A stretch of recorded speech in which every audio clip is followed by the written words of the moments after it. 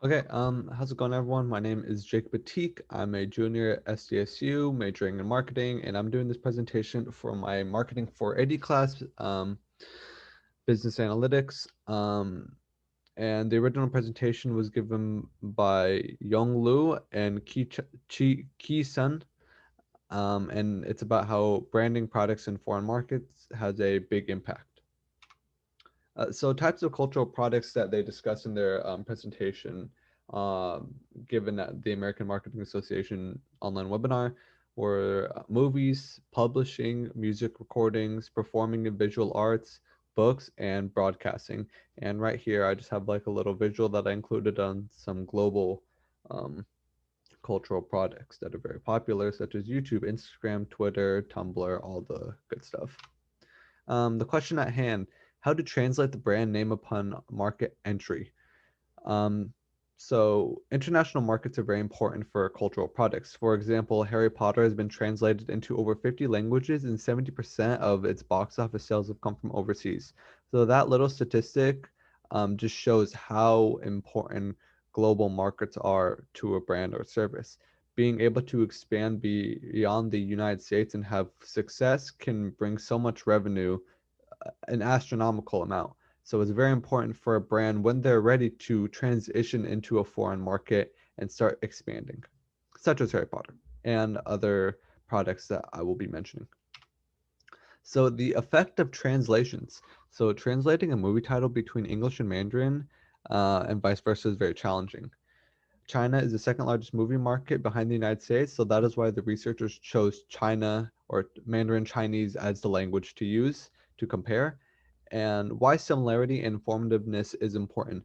So basically, um, as some people may have noticed by reading subtitles or stuff like that, translations between languages can be confusing.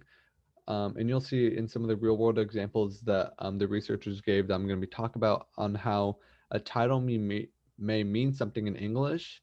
And even though it translates to something very similar or the same thing in Mandarin Chinese, the context is not the same.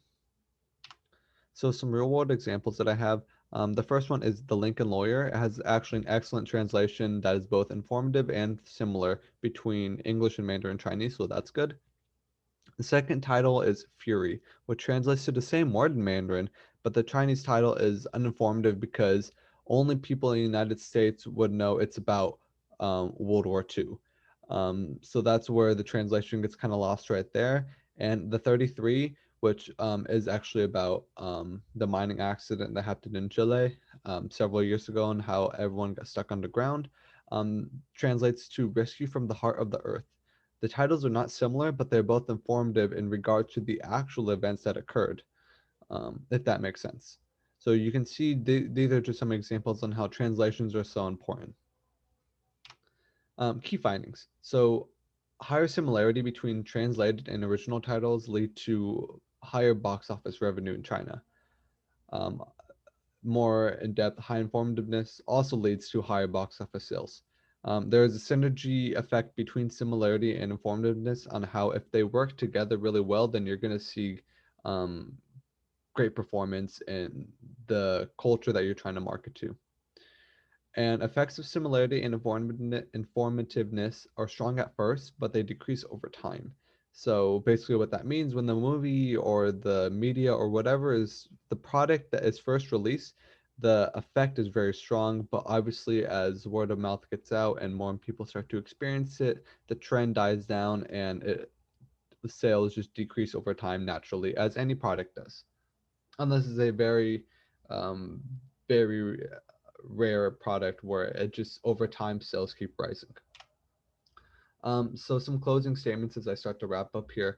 Some findings that the researchers found was in China, box office revenue increased by 3.6% with similarity and 2.83% informativeness, and 7.46% when both were present. Movies in the United States with a above box office revenue have a 4.35% similarity and 8.78% informativeness for movies with a larger cultural gap. And that's the link to the original presentation, and I hope everyone enjoyed. Thank you so much for listening, and have a good day. Bye-bye.